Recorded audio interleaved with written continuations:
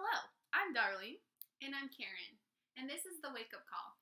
In today's seminar, we're going to be discussing how to talk to that special person. In Season 1, Episode 1, we will be discussing The approach. Alrighty, so whether you are walking down the halls of your private high school, or strutting the alleyways behind the bowling center, you need to be ready, alright? So we're going to give you a few tips. Take it as you need. This is some serious information. it's not something to fuck around about. So for your first piece of advice we're going to give you, it's going to be about the clothes you wear. And we understand that at this point, the nerves are kicking up. I know it's stressful to figure out what you're going to wear, but we are here to help. We're here to help. All We right, have guys. personal experience, we have a background, we have a PhD, we know what we're talking about. We do. And we're here to help you through the way. This is some serious stuff. Alright guys, so let's go back in time a little bit. I want you to forget everything that your elementary school counselor told you. Okay, get that out of your brain. Out. It needs to leave because it does not matter if they're dressed nice. It doesn't matter if they smell good. It doesn't matter if their hair is slicked back, if they match. None of that matters. In reality, we don't look for stuff like that. Personally, we don't. It actually makes us want to gag. So, in reality, this is what we kind of look for. Somebody who is raggedy. Okay? And an example of that would probably be that man. Now, I know it's kind of funny because he's elderly. You think he's a senior citizen. Senior citizen, correct, yeah. But So- this is somebody who you should look up to. Alright guys, we gotta start looking in the future. You can't be looking for your peers, you need to look for older people. Exactly. The elders are our future. Alright, now on top of clothes, we're going to talk about the strut. Now, if you guys have ever seen the Do the Stanky Leg music video, that's pretty much what we're looking for. When you walk down whatever alleyway or hallway you're walking towards us with, we want to see that stanky leg. It better be stanky, otherwise we're not going to go out. And that's how you pick up on girls, honestly. That is your best bet, is to do the stinky leg. And in addition, we also want to talk about the wink. This is something that we've taken hours upon hours of study time and research work during our PhD. And it might seem kind of funny, that's why we kind of giggle, because it's a little bit strange. But studies have shown, we have background from this, to do the double wink. So here's how you do it. A normal wink, you think it's cute, you think you're picking up on girls. You're really not. Girls think that's creepy. They do. So here's what you want to do. If you see a cute girl strutting down the side of the ice cream shop or wherever you see her, you do the double wink. And it's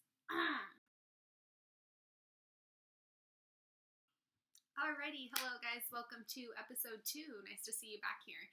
During this episode, we are going to talk about the icebreaker. So that's our general, what we're going to go over. So we're going to talk about what you say, How you say it, and the overall fundamentals of really approaching, the next step of approaching the girl.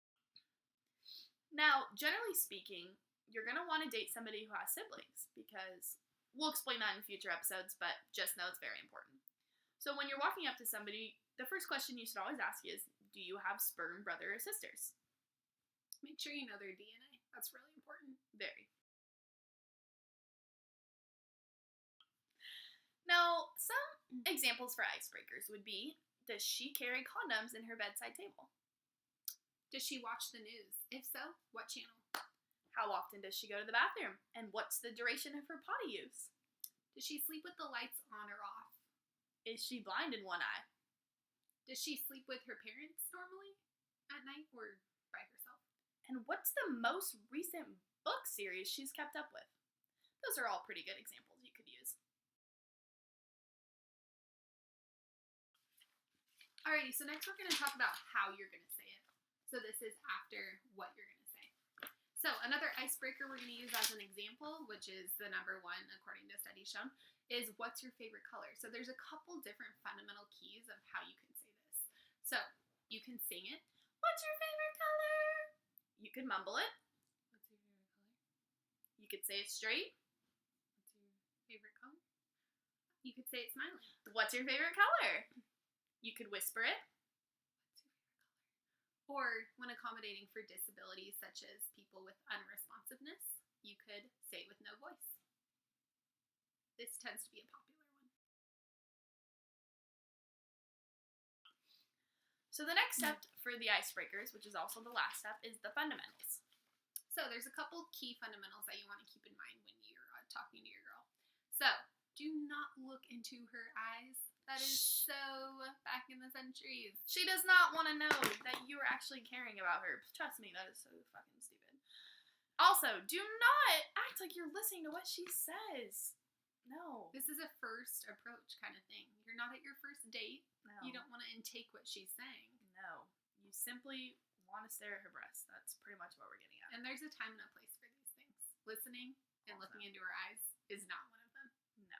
One last thing. Stare at her VAG badge. VAG.